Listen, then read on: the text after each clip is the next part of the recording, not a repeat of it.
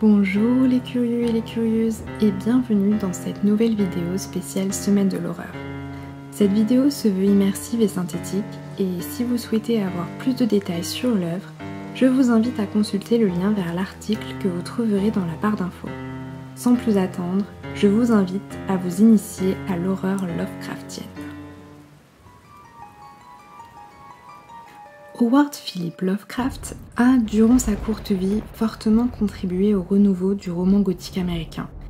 Très inspiré par l'œuvre d'Edgar Allan Poe, il est cependant un écrivain de son temps. Le monde a connu la Première Guerre mondiale et ses horreurs, et les lecteurs ne sont plus effrayés par des histoires de vampires et de portes qui claquent. C'est dans l'intangible noirceur de la modernité que Lovecraft puisa son inspiration et contribua à renouveler le bestiaire fantastique. L'œuvre du jour raconte l'histoire de Charles Dexter Ward, qui s'est échappé de l'asile d'aliénés où il était enfermé depuis plusieurs mois. Le médecin de famille, le docteur Willett, va alors tenter de comprendre ce qui a pu conduire son patient à la folie. Cette publication posthume s'inscrit dans l'univers du mythe de Cthulhu, créé par Lovecraft.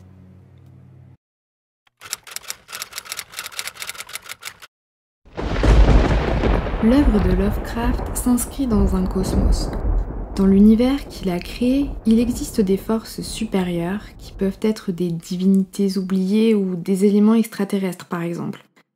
Ces forces mystérieuses sont inconnues des hommes. Elles les ont précédées et existeront encore après leur disparition.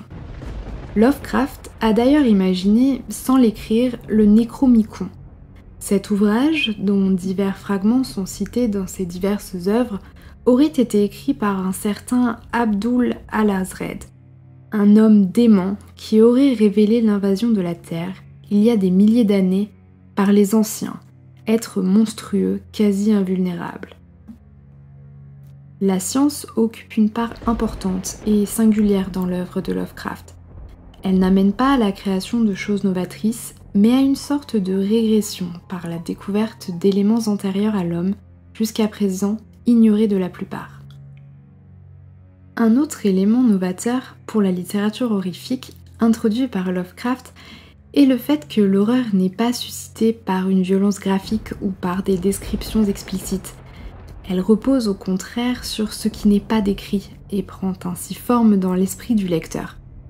Si Lovecraft est avare de descriptions, certains éléments sont récurrents dans ses ouvrages et font appel aux différents sens du lecteur. Une puanteur insoutenable, des endroits humides et souterrains, des créatures visqueuses, des hurlements d'épouvante dans la nuit. Ces éléments se retrouvent dans l'affaire Charles Dexter Ward, où Lovecraft donne à imaginer des cris et des gémissements étouffés, montant du sol de temps à autre, en des lieux éloignés de toute habitation, ou encore un cadavre aux membres convulsés, qui ne ressemblait tout à fait ni à un être humain, ni à aucun animal connu. L'action de l'affaire Charles Dexter Ward se déroule en Nouvelle-Angleterre, région située sur la côte est des États-Unis. Son passé, entre puritanisme et sorcellerie, est particulièrement intéressant pour y situer une histoire fantastique. Deux villes sont explicitement mentionnées dans cette œuvre.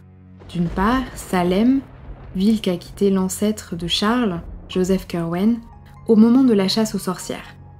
D'autre part, Providence, où se réfugie Joseph Curwen, est la ville qui a vu naître Lovecraft, l'endroit où il a passé la majeure partie de sa vie. Si l'action se déroule dans un espace géographique qui semble relativement restreint et familier, ce n'est en fait qu'une façade. La ville est un élément de la littérature fantastique exploité dans ce récit par Lovecraft, qui y ajoute une dimension souterraine effrayante.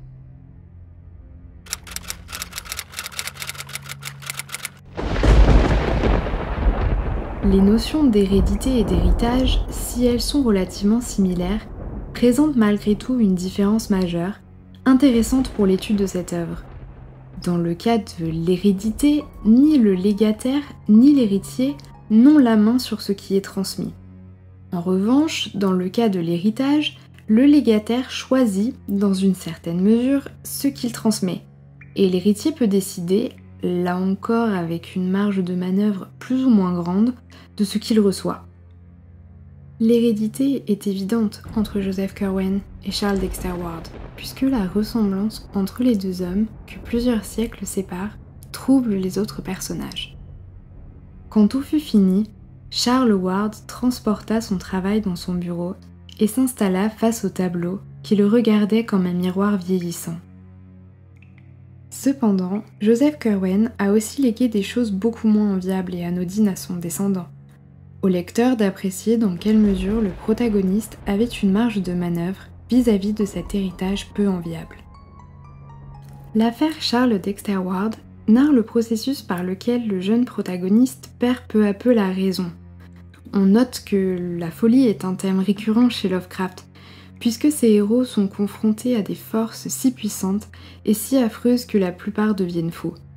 Cette description est en l'occurrence assez détaillée et quasi clinique. Plus Charles Ward avance dans ses recherches concernant son ancêtre, plus il sombre dans la folie. L'œuvre d'H.P. Lovecraft a donc contribué à renouveler le bestiaire fantastique et à poser les bases de la littérature horrifique contemporaine. L'affaire Charles Dexter Ward est une bonne entrée en matière pour appréhender le mythe de Cthulhu, et j'espère que vous aurez passé un bon moment en regardant cette vidéo. Je vous dis à très bientôt dans un nouvel épisode. En attendant, restez curieux.